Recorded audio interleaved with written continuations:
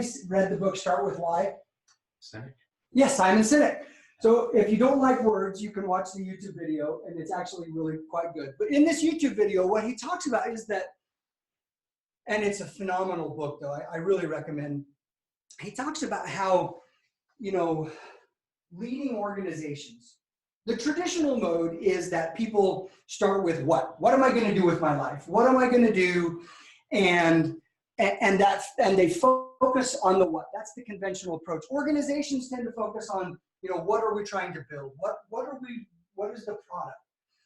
But the truly innovative organizations, the true leaders, the people who move the world, the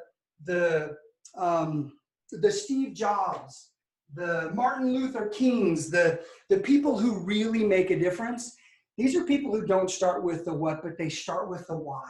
They know exactly why they're here. And so that's what we're going to try to get to the heart of. We're going to try to get to the heart of the why are you here? And that's who are you? And that's why we start with identity, because the why are you here is part of who you are.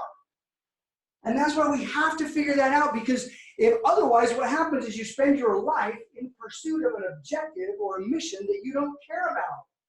And then we get 30 years down the road and we're like, well, I haven't reached the level of success that I wanted to reach. And it's like, why? Well, I'm probably not talented enough, or I haven't given it enough time.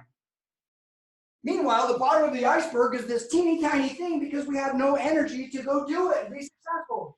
We have to get to the heart of the things that ignite the passion within us, because when we pursue our passions, we're successful.